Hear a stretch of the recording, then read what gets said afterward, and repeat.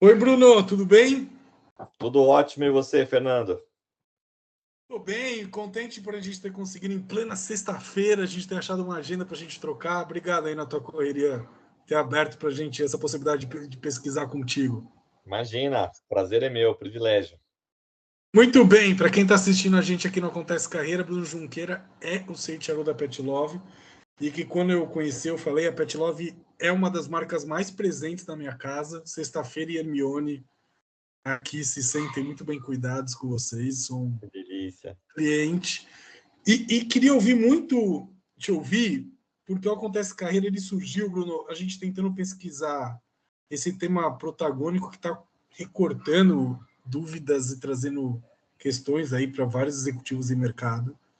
Uhum. E a primeira afirmação que eu estou fazendo para todos os executivos que estão conversando com a gente é a afirmação de que a tecnologia não é mais um skill da área especialista, mas que todo profissional deveria ter tecnologia no seu dia a dia. Isto para esta frase é uma premissa verdadeira ou falsa para você? Super verdadeira, super verdadeira. É, E é engraçado, né? Porque acho que esse movimento ele acontece não é de agora, né? Ele acontece há bastante tempo, né? Eu não tô tão velho assim, Fernando. Eu já vivi algumas coisinhas, né? Eu lembro, eu lembro quando eu estava lá no Banco Real, que é uma empresa que não existe mais, então você Esse faz tempo. me denuncia, mas era início de carreira também, não avacalha. E eu lembro que tinha aquela história, de fato, que pô, você tinha uma área de tecnologia, era ali duas pessoas, né, que ficavam ali meio distantes, né? Chamava até o TI, Sim. né? Não era aquele negócio ali. E chamava as pessoas de usuário, lembra? Não, Exato. usuário, usuário. Então, esse é um movimento que vem acontecendo meio de forma orgânica, né? Hoje é difícil você não ver empresas com áreas de tecnologias como áreas core da empresa e super importantes, né? Então, acho que esse exercício ele vem numa crescente grande, né? E com toda a revolução que a gente está vivendo em relação à inteligência artificial, né, é difícil você imaginar que alguém consiga sobreviver dentro do mercado de trabalho sem ter contato com isso, né? É como se acho que teve a história tem todos esses movimentos são meio não são únicos o que a gente está vivendo, eles são meio orgânicos, né? É difícil você pensar. Eu pensava nisso no passado, mas como as pessoas conviveram sem computador, né? Como é que era o trabalho sem computador? Depois, como é que era o trabalho sem internet? Sim. Né? Então, acho que daqui a pouco a gente vai chegar nesse lugar. Como é que era o trabalho sem inteligência artificial? Como é que as pessoas faziam isso? Então, depois que o tempo passa, a gente olha para trás e fica óbvio. E agora, mas só que a gente está vivendo um outro movimento como esse. É meio que óbvio daqui a pouco que a gente olha para trás e quem não se adaptar a isso ficou fora, né? É difícil você falar hoje com alguém que não está no WhatsApp. Você fala, meu, como assim? Eu tinha um amigo que era um dos únicos resistentes a isso. Mas ele agora é o maior usuário que eu conheço de WhatsApp. Então acho que é difícil, mesmo aqueles que mais resistem, eles são dragados por uma tendência que As ela é. próprias redes sociais, alguém que diz que não tem rede social hoje tem É, até um estranhamento de como a exato, pessoa faz exato. para Porque é uma nesse mundo. ferramenta essencial, né? Então acho que está totalmente conectado e é impossível falar agora sobre tecnologia como um lugar que tem uma área que tem expertise. Isso é meio comum para todo mundo. Bem, e aí o tema do, do IA, você veio trazendo ele já.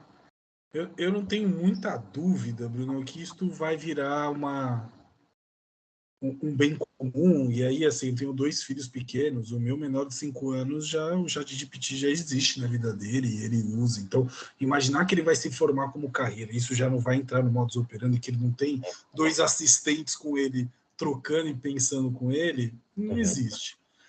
Mas quando a gente começou a pesquisar o acontece, assim, mas em que momento nós estamos? A gente está explorando, a gente já está trabalhando, isto já é uma competência que já é exigida dentro da Pet Love. Como é que vocês olham o sistema de eu tendo este uso, isso já me traz um diferencial competitivo com vocês? Eu acho com certeza, né? Porque quando a gente está falando em inteligência artificial, a palavra que hoje, né, mais ela acompanha dentro do vocabulário é produtividade. Né? Eu acho que a inteligência artificial ela alavanca a sua produtividade de uma forma assim absurda. Né? Eu gosto muito de usá-la na minha vida também pessoal, né? E quando você relaciona inteligência artificial mais automação, né? Deixa as coisas acontecem meio milagrosamente, né? Você vê ainda acontecendo, fazendo as links, aí você coloca numa, aquilo puxa, vai para outra. É lindo, porra. Aquilo te economiza um tempo brutal. E a gente está falando, e o tempo é uma ferramenta e um recurso escasso para que você possa, de fato, eu adoro escrever, né? Então, acho que, poxa, tudo que eu puder fazer de tarefas operacionais que me libera um tempo para que eu possa estudar, escrever, me dedicar às coisas que eu aprender. Então, acho daí, estou falando da minha vida pessoal, mas conectado ao trabalho, né? Tudo aquilo que me libera tempo para eu conseguir dedicar esforço e competência, que é um lugar mais estratégico, mais crítico, poxa, é o lugar que todo mundo deveria estar.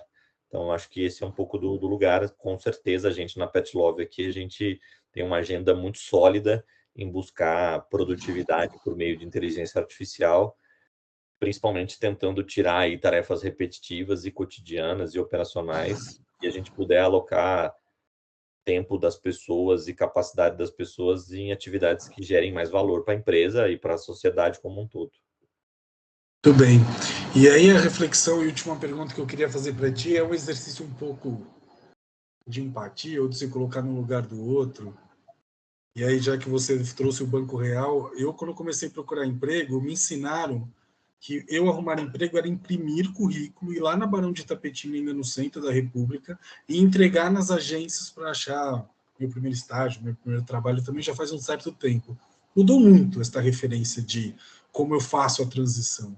Uhum. Se você pudesse pensar no lugar da Coniston, que é ajudar os profissionais a fazerem a transição de carreira, que dica você daria, Bruno, de pensar assim, o que neste momento você elegeria como uma estratégia efetiva para a tua transição? Uhum. Acho que o principal é você tá dentro do métier, do lugar que você quer ir, né? Eu gosto da figura de transição como um caminho, né? Um caminho geralmente te liga de um lugar A para um lugar B, né? E o que tem que acontecer no meio desse caminho, né? Se eu quiser ser um profissional eu sou um profissional hoje de people, e quero ir para uma área X, eu preciso estar onde aquela área X está trafegando, né? Difícil eu achar que eu vou querer ser um profissional da música sem me relacionar com nada relacionado à música, de eu não estar nas principais empresas, nos principais artistas, nos principais empresários. Eu acho que o principal é você construir uma rede, né, dentro daquele lugar que você quer ir e como é que eu me capacito para aquele lugar, né? O que são os pré-requisitos que esperam que a pessoa tenha, né? É difícil eu ser um músico sem entender nada de... No meu caso, é realmente impossível, porque eu não entendo nada. Mas é difícil pensar que eu não conheço sequer os acordes, eu não conheço, não tenho uma leitura crítica, não sei segurar um violão. Então, acho que tem uma questão básica ali de você como é que você se capacita do ponto de vista técnico para você estar preparado para iniciar nessa transição, né? Então, acho que esse olhar do que é necessário para esse profissional do lugar que eu quero me transitar, né? É muito importante. Como é que você transita dentro da rede onde as pessoas vão estar articulando aquela busca, né? Acho que a gente não vai buscar profissionais de tecnologia dentro de lugares que não estão olhando para a tecnologia. Então, você está inserido dentro daquele contexto é super importante. Então, para mim, é um pouco desse misto entre capacidade técnica, recurso técnico, skill que aquele lugar está pedindo e como é que eu estou conectado à rede que está vibrando, que está funcionando, que está movimentando aquela determinada área ou setor. Eu acho que tem uma reflexão bacana que você traz, que eu sou neto de maestro de músico, então Uhum, isso faz um pouco mais, né? Então, uhum, é, mas é isto, a rede que você vai construindo e o conhecimento que te traz, é ele que vai permitindo você ir lá e estar exato. mais próximo desse teu objetivo. Talvez o músico esteja mais próximo a mim, como talvez o best-seller esteja mais próximo a você, pelo aquilo que você investe, com quem se Exato, relaciona, pelo aquilo que você exerce no dia a dia. Muito exato. bacana. Bruno, obrigado pela contribuição, tá? Imagina, prazer, Fernando, muito gostoso aqui. Espero que possa ser válido aí para os seus ouvintes essas reflexões que a gente bateu um papo aqui. Um abraço. Imagina, abração.